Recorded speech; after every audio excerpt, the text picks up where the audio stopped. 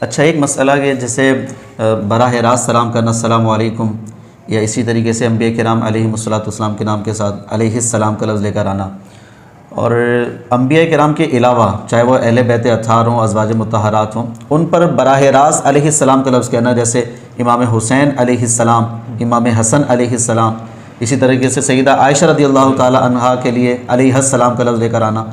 تو بعض افراد یہ کہتے ہیں کہ بھئی استقلالاً، یعنی براہ راست انہی پر سلام پڑھنا اور اس سے پہلے نبی کا ذکر نہ ہو تو یہ بات مکروہ ہوتی ہے، ناجائز ہوتی ہے ہمارے فقہ حنفی میں. بعض افراد کہتے ہیں کہ نہیں، یہ بالکل جائز ہے، اس میں کوئی مسئلہ نہیں ہے. یہ اختلاف آج کل بالخصوص بہت زیادہ چل رہا ہے، اور نوجوان بیچارے اس میں بڑے شش و پنج میں مبتلا ہو جاتے ہیں کہ کیا کریں، رضی اللہ عنہا کہیں، علیہ السلام کہہ سکتے ہیں نہیں کہہ سکتے اہل بیت کے ساتھ. اس کے بارے میں وضاحت دیکھیے، اس میں مختلف تحقیقات علماء کرام کی موجود ہیں، ٹھیک ہے. سب سے زیادہ نفیس تحقیق میرے نزدیک جو شیخ ابن تیمیہ صاحب نے کی. دیکھو، ہر چیز کو ہم قرآن سنت کے پیمانے پہ ناپیں گے یا نہیں؟ بالکل ایسے. علامہ نووی غالباً مجھے یاد آ رہا ہے رحمۃ اللہ علیہ، انہوں نے یا دیگر علماء کرام نے بھی ذکر کیا کہ استقلالاً درود غیر نبی پر نہیں پڑھنا چاہیے. صحیح. اچھا، انہوں نے جو استدلالات کی، جو تمسک بنایا، دیکھو تمسک پہ بات ہوتی ہے، وہ یہ ہے، اللہ نے فرمایا یا ایھا الذین آمنوا صلوا علیہ وسلموا تسلیما. درود کا حکم ہمیں دیا گیا کہ ہم رسول اللہ صلی اللہ علیہ وسلم کے لیے پڑھیں، اور یہ درود ایسی چیز ہے کہ اللہ نے اس کو ان اللہ و ملائکتہ یصلون علی النبی، ایک بہت کیفیت، اخص کیفیت ہے دعا کی. صرف رحمت کا مطلب کرنا غلط ہے. اچھا، بالکل جی، ہم کہتے ہیں درود کا مطلب رحمت کرنا ہی نہیں، قرآن نے اس کا عطف ذکر کیا ہوا. یہ اخص کیفیت ہے صلاۃ ایک دعا کی نا. تو اللہ نے چونکہ اس کی خاص کیفیت ذکر کی، ہمیں حکم دیا نبی علیہ السلام کے لیے درود پڑھیں، تو یہ ایک حکم مستنبط اس آیت سے بعض علماء نے کیا کہ بھئی یہ حکم نبی علیہ السلام کے ساتھ خاص ہونا چاہیے. ہاں، اللہ کے نبی علیہ السلام پر کوئی درود پڑھ کے طبعاً داخل کرے، جیسے خود رسول اللہ صلی اللہ علیہ وسلم تعلیم دیا کرتے تھے، اللہم صلی علی محمد وعلی آل محمد، تو طبعاً آپ کسی پر درود پڑھ لیں گے تو کوئی مسئلہ نہیں ہے. یہ قول ہے، یہ تحقیق ہے، اچھی تحقیق ہے. لیکن شیخ ابن تیمیہ صاحب رحمۃ اللہ علیہ کی اگر آپ تحقیق پڑھیں گے نا، تو انہوں نے واضح طور پر ذکر کیا یہ تحقیق اس وقت ٹھیک ہوتی جب ہمارے پاس صرف قرآن کی آیت ہوتی، جبکہ اللہ تعالیٰ نے قرآن پاک میں درود کی مشروعیت غیر نبی کے لیے بھی ثابت رکھی ہے. مثلا ایک جگہ اللہ نے فرمایا اولئک علیہم صلوات من ربہم ورحمہ، یہ وہ لوگ ہیں کہ اللہ کی طرف سے صلاۃ ہو ان پر اور رحمت بھی ہو. دیکھو، یہی وہ عطف ہے جو میں ذکر کر رہا تھا کہ رحمت الگ چیز ہے، درود ایک اخص کیفیت ہوتی ہے. رحمت سے اس کی تعبیر کرنا ٹھیک نہیں ہوتی. تو اب یہاں پر غیر نبی کے لیے اللہ بیان کر رہے ہیں کہ اللہ تعالیٰ ان پر صلاۃ کرتے ہیں اور رحمت بھی. تو غیر نبی بھی صلاۃ کی محل ہے، مشروعیت قرآن سے ثابت ہو رہی ہے. اسی طرح دوسری آیت ہے جب اللہ کے نبی صلی اللہ علیہ وسلم کو ارشاد فرمایا گیا کہ آپ ان سے صدقات وغیرہ وصلی علیہ، ہاں، آپ درود بھی ان پر پڑھیں، صلاۃ کریں. تو اللہ کے نبی علیہ السلام پر بھی کوئی جب آپ کسی سے صدقہ لیتے ہیں نا، تو فرماتے کہ اللہم صلی علی فلاں، اللہ اس پر اپنی صلاۃ کر. تو غیر نبی درود کا محل ہے، یہ قرآن کی نص موجود ہے. مشروعیت بھی اس کی قرآن نے ثابت کی ہے. رسول اللہ صلی اللہ علیہ وسلم پر باقاعدہ سے حکم اللہ نے دیا. ہاں، صرف فرق کیا ہے کہ غیر نبی کے لیے اولئک علیہم صلوات من ربہم ورحمہ، یہ مشروعیت ثابت ہوئی، اور رسول اللہ صلی اللہ علیہ وسلم کو حکم تھا کہ ان کے لیے صلاۃ پڑھا جائے. براہ راست ایمان والوں کو حکم نہیں ہے، لیکن نبی علیہ السلام پر صلاۃ پڑھنے کا براہ راست مومنین کو حکم ہے. یہ تھوڑے سے فرق و ملحوظ ہمیشہ رکھنا چاہیے، لیکن مشروعیت ضرور ہے، قرآن ثابت کرتا ہے. اس لیے شیخ ابن تیمیہ صاحب رحمۃ اللہ علیہ ذکر کرتے ہیں کہ ہمیں مسلمانوں کو جو حکم ہے اس پر وہ رہیں، سنت اس پر قائم کریں جو اللہ نے حکم دیا ہے. یعنی کہ درود رسول اللہ صلی اللہ علیہ وسلم کے لیے پڑھیں، طبعاً پڑھیں سب کے لیے، لیکن چونکہ یہ کام مشروع ہے، اس کی سنت نہ بنائی جائے. یہ احیاناً اگر آپ کسی کے اوپر استقلالاً بھی درود کر دیتے ہیں کوئی مسئلہ نہیں ہے، جیسے احیاناً رسول اللہ صلی اللہ علیہ وسلم نے درود کر دیا تھا. تو یہ ہے سب سے نفیس استدلال جو مجھے بھی لگتا ہے، اور اس کے شیخ ابن تیمیہ کے استدلال کے بعد جتنے محققین علماء کرام آئے ہیں، غالب کا رجحان یہی رہا ہے کہ یہ تحقیق سب سے اعلیٰ ہے. لہٰذا کسی پر، کسی غیر نبی پر اگر کبھی احیاناً کسی کیفیت کے اندر آپ نے علیہ السلام یا علیہ الصلاۃ جملہ کہہ دیا بس، لیکن احیاناً ہونا چاہیے، سنت نہیں بنانی چاہیے. سنت وہی رکھے جس کا ہمیں حکم اللہ نے دیا ہے، اور وہی اس قرون اول سے چلتا ہوا آ رہا ہے. آپ دیکھیں نا، صحابہ کے دور سے، تابعین کے دور سے اللہ کے نبی علیہ السلام پر مستقلاً درود پڑھنے کا ایک رواج ہے. ہاں، کئی اکابرین سے یہ بھی ہے، ان کی کتابوں میں یہ شواہدات ملتے ہیں کہ وہ کبھی فرط محبت میں کسی کے لیے علیہ السلام کہہ دیا کرتے ہیں. اس میں کوئی ٹینشن والی بات نہیں ہے. دونوں اقوال علماء کے موجود ہیں، دونوں طرف استدلالات موجود ہیں. ایسے مسئلے اجتہادی نوعیت کے ہوتے ہیں، فہم کے ہوتے ہیں، فہم میں اختلاف کی گنجائش بن رہی ہے. اس کو لڑائی جھگڑے نہیں بنانے چاہیے ہمارے یہاں، جیسے وہ آج کل بن رہے ہیں مسئلے پہ. میں یہی ذکر کر رہا تھا، وہ ایک صاحب ہیں، وہ مفتی اکمل صاحب پہ جو ہے نا وہ بہت اعتراضات کر رہے ہیں کہ بھئی انہوں نے بالاستقلال بھی جائز قرار دے دیا ہے. اور وہ کہتے ہیں بھئی مسلک فلاں کے خلاف ہے یہ. نہیں کوئی نہیں. جو مسئلہ اجتہادی ہوتا ہے وہ کسی مسلک سے تعلق نہیں ہوتا. یہ مسئلہ تو پھر علیہ السلام کے حوالے سے انہوں نے ذکر کیا. میں تو باقاعدہ درود کے حوالے سے کہہ رہا ہوں کہ اس پر بھی اکابر علماء کرام کے نصوصات موجود ہیں کہ احیاناً آپ استقلالاً درود بھی پڑھ سکتے ہیں, لیکن اس کی رسم نہیں بنانی چاہیے, اس کی ایک عادت نہیں بنانی چاہیے. نارملی ویسے بھی ہمیں رسم بنانے کا اختیار نہیں ہے کہ ہم ایک سنت کو رواج ڈال دیں تقرب کے لیے اللہ کی, اس کا اختیار ہمیں نہیں ہوتا. اچھا, اب ہر بندہ اپنے چاہنے والے کے ساتھ بہت زیادہ القابات لگا دیتا ہے, بہت زیادہ غلوف کر دیا جاتا ہے, کوئی 10-12 القابات ہوتے ہیں, اتنی دیر میں نیند ہی آ جاتی ہے, پھر جا کے ان بزرگ کا نام آ رہا ہوتا ہے. محی الدین اتنے زیادہ نام سے پکارا جاتا ہے, مفتی اعظم پاک و ہند, مفتی اعظم فلاں, تو مفتی اعظم, اتنے سارے القابات لگا دیے جاتے ہیں. تو کیا صحابہ کرام میں بھی یہ رواج تھا یا یہ طریقہ کار درست ہے کہ اتنے لمبے لمبے القابات, خود اعلیٰ حضرت امام احمد رضا خان صاحب کے ساتھ اتنے سارے القابات لگائے جاتے ہیں؟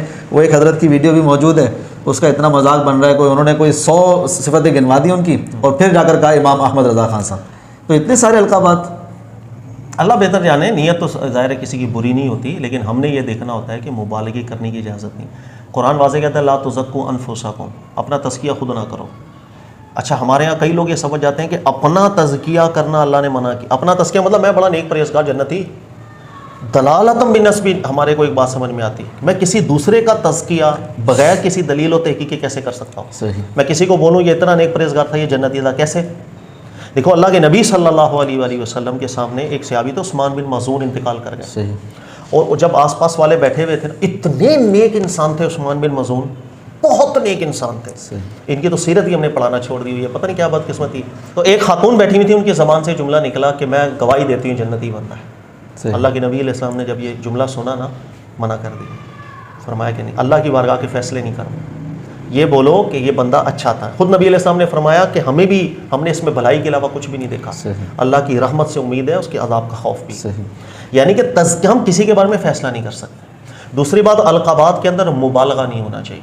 جیسے خاص طور پر محی الدین, نہ یہ نام رکھنے کی اجازت ہے, نہ اس کو لقب پسند کیا گیا ہمارے دین میں. محی الدین, جی نام بھی رکھ نہیں سکتے. نہیں, نام رکھنے کی تو اجازت نہیں, بلکہ بہت سے اکابرین منع. محی الدین میں مبالغہ اتنا ہے, تزکیہ اتنا ہے, خدا کے اتنا بڑا تزکیہ کہ دین کو زندہ کر, اس سے بڑا تزکیہ دنیا میں کوئی ہوتا ہے؟ حوالے بھی ہیں, حوالہ اس میں سب سے بڑا امام احمد رضا خان صاحب نے ایک جگہ ذکر کیا محی الدین نام رکھنے کی اجازت نہیں ہے. اچھا, مجھے جو یاد آ رہا ہے, محی الدین نام رکھنے سے منع کیا کہ نہیں, اس میں مبالغہ ہے. تو اچھا, اس کے علاوہ آپ دیکھیں گے علامہ نووی رحمۃ اللہ تعالیٰ علیہ, جب وہ زندہ تھے تو ان کو کسی نے لقب کے طور پر محی الدین پکارا تھا. اتنا ناراض ہو گئے تھے آپ کہ آپ نے کہا کہ میں سے آئندہ تو بات نہیں کر رہا. یعنی ایک ناراض ہو کے لوگوں کو سکھانے کے لیے پھر منع کرتے تھے. آپ پتہ ہے محی الدین کا مطلب کیا ہے؟ دین مر گیا اور میں نے زندہ کیا. کہ حیا کرنی چاہیے, اتنا بڑا لقب آپ کسی کو دیں. ہمیں ڈر ہوتا ہے کہ ہم اپنی رائے سے جب کوئی مسئلہ استدلال کر کے پیش کرتے ہیں نا, ہمیں اس میں بھی ڈر ہوتا ہے غلطی کر سکتے ہیں. اور میری غلطی کا مطلب ہے کہ جو آگے اب چل رہا ہے وہ غلط رستے پہ چل رہا ہے, جو رسول اللہ نے تو بیان نہیں کیا تھا صلی اللہ علیہ وسلم, جو اللہ کا دین تو نہیں. بھائی, ایک عالم کی یہ غلطی کیا مطلب ہوا؟ اس کے 100 فالوورز اس غلطی کو دین سمجھ رہے ہیں, پھر اس 100 سے 1000 اس کو دین سمجھ رہے ہیں, اور ایسا دین سمجھ جائیں گے کوئی اور لاکھ سمجھاتا رہے, پھر سمجھتے بھی تو نہیں ہے. تو عالم کل صراط کے اوپر لائک کھڑا ہوتا ہے, اس کی ایک غلطی جو ہے نا وہ خطرناک ہوتی ہے.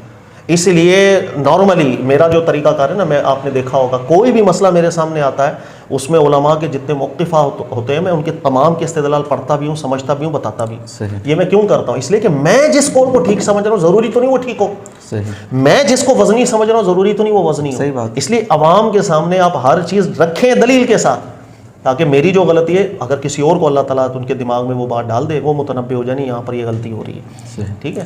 اچھا, قیام تعظیمی کے حوالے سے ایک تو یہ ارشاد فرمائیے, قیام تعظیمی کے بارے میں ہمارا دین کیا حکم دیتا ہے, اور دوسرا آج ایک اور سوال جو ہے نا وہ بہت زیادہ گردش کر رہا ہے کہ ایک مفتی صاحب ہیں, وہ اپنے پیر صاحب کے پاس گئے اور جا کر انہوں نے ان کی قدم بوسی کر لی. تو وہ اتنا مطلب جھکے, ظاہر سی بات ہے پاؤں نیچے ہوتے ہیں, تو انہوں نے ان کے پاؤں کو چوما تو باقاعدہ ایک سجدے کی کسی کیفیت ہو گئی. تو بہت سارے دیکھنے والوں نے اعتراض بھی کیا, جو ان کے چاہنے والوں تھے انہوں نے اس کا دفاع بھی کیا. پھر انہوں نے خود بھی ایک بیان ریکارڈ کروایا اور دفاع کیا. میں بتا دیتا ہوں آپ کو, مفتی حنیف قریشی صاحب ہیں, تو ان کے ساتھ یہ معاملہ ہوا تھا, تو انہوں نے بھی اپنا دفاع کیا, نہیں جناب فلاں نے اجازت دی ہے, فلاں نے اجازت دی ہے, اس کا کوئی مسئلہ نہیں ہے. اس کے بارے میں وضاحت فرمائیں. یا دیکھیں, دلائل استدلال مجھے معلوم ہے کون کیا کرتا ہے. سب سے پہلے ایک درست چیز سیکھیں, رسول اللہ صلی اللہ علیہ وسلم کی عادت کریمہ نہیں تھی ہاتھ چموانے کی یا قدم مبارک کو بوسہ دلوانے کی. عادت کریمہ رسول اللہ صلی اللہ علیہ وسلم کی نہیں تھی. نمبر 2, عادت کریمہ اللہ کے نبی علیہ الصلوۃ والسلام کی تو ایسی عاجز تھی کہ اپنے لیے قیام تعظیمی تک پسند نہیں کرتے تھے. صحیح. کہ نبی پاک صحابہ کہتے ہیں ہمارا اتنا دل کرتا تھا کہ رسول اللہ صلی اللہ علیہ وسلم جب تشریف لائیں تو ہم بیٹھے نہ رہیں, صحیح. کھڑے ہو جائیں استقبال میں. صحیح. کہتے ہیں لیکن ہم یہ کام کرتے اس لیے نہیں تھے کہ جب ہم کرتے ہیں تو رسول اللہ صلی اللہ علیہ وسلم کے مبارک چہرے پر ناگواری اتنی آتی ہے کہ ہم نہیں کر پاتے. ہم سے یہ برداشت نہیں کہ وہ مبارک چہرہ ہم سے بگڑ جائے. صحیح. قیام تعظیمی اپنے لیے پسند نہیں کیا رسول اللہ صلی اللہ علیہ وسلم نے. عادت کریمہ پوری زندگی طیبہ کے اندر یہی رہی ہے کہ نہ کبھی ہاتھ چموایا نہ قدم چموائے. یہ صرف احیاناً 1-2 واقعات ہوئے ہیں. صحیح. اس کے اندر بھی آپ پڑھ لیں تو ایسے دلائل ہمیں نہیں ملتے جو صحیح سند کی باتیں کہ نبی علیہ الصلوۃ والسلام نے کوئی جسے کہتے ہیں کہ ایک سنت قائم کر دی, بلکہ وہ ایک ہے کہ قافلہ آیا تھا, وہ بڑھ کے فرط محبت میں نبی علیہ السلام کے پاس آیا, ہاتھ چومنے لگ گیا, پیر چومنے لگ گیا, بس. ایک ہے کہ اللہ کے نبی علیہ السلام نے اپنی سنت کیا قائم کی ہے اپنے عمل مبارک سے. سنت تو یہ قائم کی کہ صحابہ کو قیام تعظیمی کی اجازت نہیں دیا کرتے. صحیح. لہٰذا اگر قدم بوسی وہ جو بعض لوگوں نے رسول اللہ صلی اللہ علیہ وسلم اس سے سنت کا کوئی استدلال کر لے, سنت کا مطلب ایک باقاعدہ سے رسم کا استدلال کر, یہ سنت ہے, غلط. نبی علیہ السلام کی سنت یہ نہیں ہے, سنت عادت کریمہ کو کہتے ہیں. صحیح. عادت کریمہ نبی علیہ السلام کی یہ تھی, قیام تعظیمی بھی پسند نہیں, نہ ہاتھ چموانا نہ قدم شریف کو چموانا. نمبر 3, بلکہ نبی پاک علیہ الصلوۃ والسلام کو ہر وہ حیت جس کے اندر ایک سامنے والا شخص ممتاز نظر آ رہا ہو پسند نہیں فرماتے تھے. مثلا ایک شخص کھڑا ہو, ایک شخص بیٹھا ہو اور باقی سارے جس طرح ہمارے یہاں نہیں پیر صاحب بیٹھے ہوتے ہیں, مرید سارے ہاتھ باندھ کے کھڑے ہیں. جی بالکل ایسے ہی ہوتا ہے. بادشاہوں کے سامنے نہیں, اللہ کے نبی علیہ السلام کو بالکل ایسی حیت پسند نہیں آتی. یہاں تک کہ خود احمد رضا خان صاحب کو فتاوی رضویہ میں پڑھے, ان سے بھی مجھے یاد آ رہا ہے ایک جگہ یہی سوال ہوا تھا کہ پیر صاحب بیٹھے ہوتے ہیں, مرید سارے ہاتھ باندھ کے چاروں طرف کھڑے ہوتے ہیں. آپ نے کہا کہ نہیں, اس چیز کی اجازت نہیں, ہمارا دین ایسی تعظیموں کی اجازت نہیں دیتا. سر ہمارے پاک و ہند میں تو اسی کا رواج ہے. رواج تو ہے نا, صاحب بیٹھے ہیں اور مریدین ارادتاً کھڑے ہوئے, بالکل, اور رسپیکٹ کھڑے ہوئے. بالکل ایسا ہے, یہی میں سمجھا رہا ہوں آپ کو. یہ چیزیں بھی قابل غور ہیں کہ جو احمد رضا خان صاحب نے فتوے دیے اس پہ بھی غور کرنا چاہیے نا. اب لوگ اس طرح کھڑے ہو جائیں, نہیں, نبی علیہ السلام کی یہ سنت نہیں تھی. احیاناً کبھی ہے کہ آپ فرط محبت کے اندر کسی کا آپ نے ہاتھ چوم لیا, آپ نے کبھی ایسی کیفیت تھی کہ پیر چوم لیے, آپ کو پاس مل گئے, قدم آپ نے چوم لیے, بس ٹھیک ہے, سنت نہیں بنانی چاہیے. اچھا نمبر 2, آپ کرسی پر بیٹھ گئے, کوئی ایسی مجلس ہے جیسے میں کرسی پر بیٹھ گیا ہوں, چاروں طرف مرید نیچے بیٹھے ہوئے ہیں, میں مسند پہ بیٹھا ہوا ہوں, ممتاز ہو کے بیٹھا ہوا ہوں, ایسی کیفیتوں کو نہیں پسند کیا گیا. دیکھو اللہ کے نبی صلی اللہ علیہ وسلم نے ایک دفعہ نماز ادا فرما رہے تھے عذر میں, کچھ مبارک قدم شریفہ کو موچ آ گئی تھی, تو نبی علیہ الصلوۃ والسلام نے بیٹھ کر نماز ادا فرمائی, صحابہ پیچھے کھڑے ہو گئے. اب یہاں پر بھی وہی کیفیت ہے کہ ایک بندہ بیٹھا سب کھڑے ہیں. اللہ کے نبی علیہ السلام نے یہاں بھی حکم ارشاد فرما دیا, امام بیٹھ کے پڑھا سب بیٹھ کے پڑھو. ایسی کیفیت نہ بناؤ جیسے بادشاہوں کی ہوتی ہے کہ ایک بیٹھا باقی ماں بدولت کے سامنے سارے کھڑے. یہ سنت ہے نبی علیہ السلام کی, یہ عمل تھا ساری زندگی کا رسول اللہ صلی اللہ علیہ وسلم. سنت یہ رکھنی چاہیے, عادت ہمیں یہ رکھنی چاہیے. ہاں کبھی کوئی فرط محبت میں کسی کا ہاتھ چوم لیا, فرط محبت میں کوئی ایسا موقع میرا پیر پہ بوسہ دے دیا, کوئی ایشو نہیں. تو یہ ہے اس کے اندر درست ایک مسئلہ جو بیان کرنا چاہیے لوگوں میں. اچھا, پیر چومتے ہوئے اگر ایسی صورت بن جائے جیسے باقاعدہ ایک سجدے کی سی کیفیت ہو رہی ہے, اس کے بارے میں اجازت ہے شریعت کے اندر؟ یار یہ اس کو میں کیا بتاؤں, دیکھیں بعض اہل علم جواز دیتے ہیں, آج کل کی بات کر رہا ہوں, ان کے دلائل بھی میں پہلے پیش کر دیتا ہوں. وہ دلائل یہ دیتے ہیں کہ رسول اللہ صلی اللہ علیہ وسلم کے پاس کچھ وفد ایسے آئے تھے کہ انہوں نے قدم بوسی کی, یہ روایات میں موجود ہے اور روایات صحیح ہیں, کوئی اس میں مسئلہ نہیں ہے. نبی پاک علیہ السلام کی عادت کریمہ تو نہیں تھی, کسی نے کر لیا. تو استدلال وہ یہ بناتے ہیں کہ جب کسی نے قدم چومے رسول اللہ صلی اللہ علیہ وسلم کے, تو ظاہر ہے قدم چومنے کے لیے جھکنا پڑے گا. اور اس وقت انسان اگر جیسے میں بیٹھا ہوں, اب بھی کوئی آ کر میرے قدم چوم رہا ہوگا تو جھکے گا. اگر میں کھڑا ہوں جب بھی وہ جھکے گا. تو جب وہ جھک رہا ہے تو اوبویسلی ایک سجدے کی سی کیفیت ہو جائے گی, لیکن چونکہ اس کی نیت سجدہ کرنے کی نہیں ہے تو قدم چومنے کی تھی. یہ استدلال کر دیا, بہرحال بن گیا جس کو سمجھ میں آ رہا ہے, لیکن ہم متعین نہیں کر سکتے. مجھے ایسا لگتا ہے پرسنلی, میری اپنی سوچ ہے, میں غلط بھی ہو سکتا ہوں, کہ سجدے والی حیت میں جا کر کے نہیں چومنا چاہیے. دیکھو رسول اللہ صلی اللہ علیہ وسلم کے مزاج سے بھی استدلال کیا جاتا ہے. امام ابو حنیفہ رحمۃ اللہ علیہ کی نسبت سے کئی علماء کرام نے ذکر کیا کہ ان سے ایک دفعہ پوچھا گیا کہ انسان کب عالم بنتا ہے, انہوں نے کہا جو مزاج رسول کو جان جائے صلی اللہ علیہ وسلم. بہت پیاری بات کی. یعنی میں اپنے نبی علیہ السلام کے مبارک مزاج کو اگر دیکھوں کہ وہ رسول صلی اللہ علیہ وسلم جو اپنے لیے قیام تعظیمی کو پسند نہ کریں, جو لوگوں کو حکم ارشاد فرمایا کریں کہ جب ہم جیسے سلام کریں تو جھکتے ہیں, نہیں جھکنے کو منع فرمائے. اسی طرح میرے نبی پاک علیہ الصلوۃ والسلام کی عادت کریمہ ایک عجز کی رہی ہے. نبی علیہ السلام نماز کے اندر بھی بادشاہوں کی طرح لوگ آس پاس کھڑے ہو جائیں پسند نہیں فرمایا کرتے تھے. کیا وہ رسول صلی اللہ علیہ وسلم اس چیز کو پسند کریں گے کہ بالکل سجدے کے قریب والی حیت میں جا کر پاؤں چوم لیں؟ مجھے مزاج رسول صلی اللہ علیہ وسلم سے ایسا لگتا ہے کہ نہیں، یہ بات منع کر دینی چاہیے سجدے کی حیت میں جا. دیکھو پاؤں چومنے کے 50 طریقے ہوتے ہیں. میں اپنے امی ابو کے جب مجھے کبھی موقع ملتا ہے میں قدم بوسی کر لیتا ہوں، ٹھیک ہے، پہلے بھی کرتا تھا، لیکن میں کبھی سجدے میں جا کر قدم بوسی میں نے نہیں کی. بھائی آپ بولیں گے سر وہ کیسی قدم بوسی ہے؟ یار میرے والد صاحب بیڈ پہ لیٹے ہوتے ہیں یا میری امی کبھی لیٹی ہوئی ہیں تو بیڈ پہ تو پیر سامنے آ جاتے ہیں نا. اب کیسے آپ چوم سکتے ہیں؟ آپ بیٹھ جائیں قدم کو چوم لیں، یا کسی اور بہانے سے آپ قدم بوسی کر لیں. ضروری ہے سجدے کی حیت میں جانا؟ سجدے کی حیت میں جا کر کے کسی صحابی نے نبی علیہ السلام کا قدم مبارک چوما، یہ بات واضح طور پر تو نصوں میں موجود نہیں ہے. یہ اب ایک سمجھا جاتا ہے کہ جب قدم چومنے ہیں تو اوبیسلی جھکنا پڑے گا سجدے کی طرح. لیکن میں یہ کہتا ہوں کہ مزاج رسول صلی اللہ علیہ وسلم کو سامنے رکھے نا تو سجدے کی اسی کیفیت کے اندر کیوں جائے جب اس کے بغیر بھی ہم لوگ قدم بوسی کر سکتے ہیں. سر قدم بوسی کا معاملہ تو سمجھ میں آ گیا. اب معاملہ یہ ہے کہ اگر کوئی عام بندہ علماء کے ہاتھ چومتا ہے، ویسے عرب میں تو یہ رواج نہیں ہے، عرب میں تو بس یہ ہے کہ ماتھا چوم لیتے ہیں، تو وہاں پر تو یہ رواج نہیں بنتا. یہاں کے ماحول کے اندر یہ بہت زیادہ ہے کہ جب کوئی سلام کرنے آتا ہے نا اہل علم کو تو ان کے سامنے تھوڑا جھکتے بھی ہیں اور ہاتھ ملاتے ہوئے چوم بھی لیتے ہیں. تو یہ چومنا یا یہ جھکنا یہ بھی ممانعت میں آئے گا؟ یار یہ برے صغیر کا تو یہ ماحول ہے، یہاں پر تو اتنا ہاتھوں کو چوما جاتا ہے کہ بے انتہا.